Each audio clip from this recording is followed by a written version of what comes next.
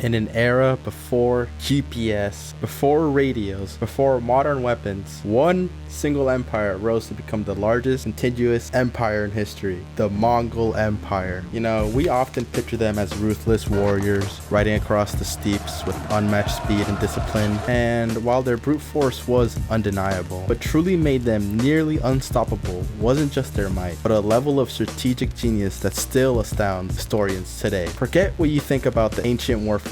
The Mongol army was light years ahead of its time, not just in their ferocity, but in their meticulously crafted battle strategies. Today, we're diving deep into the methods that allowed them to conquer continents, revealing the secrets behind their unparalleled dominance. The Mongols implemented the use of counterweight trebuchets as siege machines, and Hulu, Mongolian war general, recruited local siege experts to have better control over these machines. Not only this, but they blocked off water tunnels leading into the city so no one could escape, and they did this multiple times. Just imagine massive machines hurling projectiles that created craters 2 meters in diameter. These weren't just for show. The Mongols would use them in their most important sieges, targeting strategically vital cities or strongholds of immense symbolic significance, like the Assassin Fortress or Baghdad, stated by Raphael, author of Mongol Siege Warfare. But it wasn't just about the machines themselves. The Mongols were incredibly resourceful. They'd send their best men, chosen specifically handpicked from personal guards,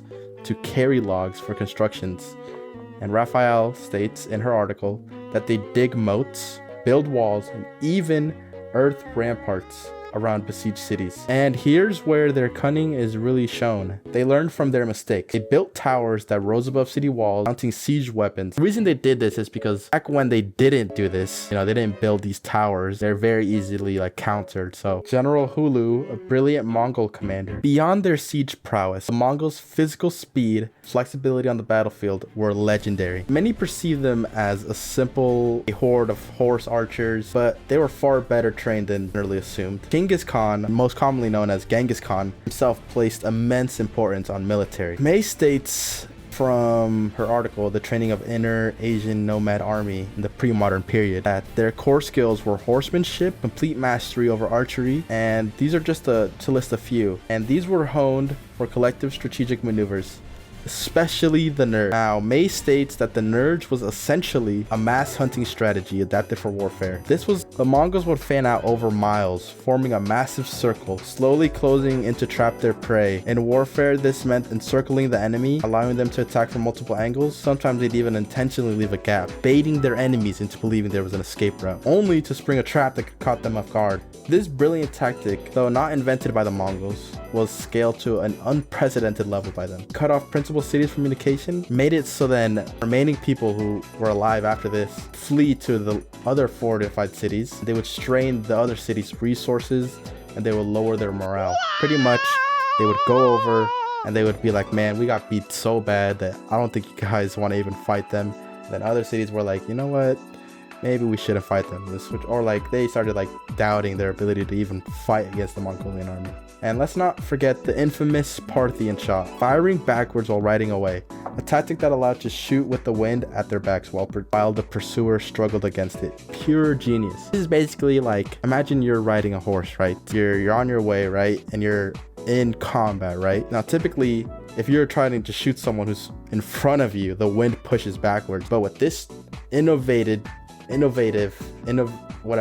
strategy, they used the wind to their advantage. They would shoot backwards, leading them to just absolutely dominate any other army that they went against. It's just brilliant stuff from these. Even the fastest armies need disciplined, well-trained soldiers. The Mongols' recruiting system was incredibly effective. Genghis Khan had a keen eye for talent, promoting officers based on skill and experience, not class or ancestry. He didn't care about that. His main thing was making sure the best guy, the best job, And there's a particular famous story that I read on a history article, history.com. It states, during a battle, Genghis Khan was nearly killed by an arrow. He demanded to know who was responsible.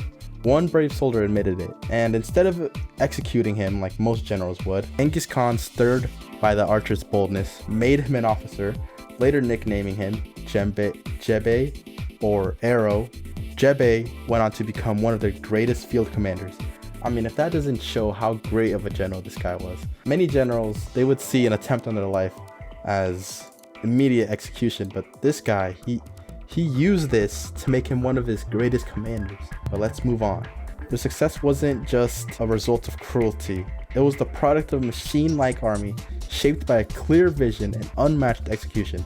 The Mongol military stands as a powerful example of how strategy, the ability to adapt, and coordination, not just brute force, truly shape the outcome of a war. Thank you guys for watching this video, and I hope you guys learned something about the Mongolian army, or you just enjoyed the layout of this video or whatever.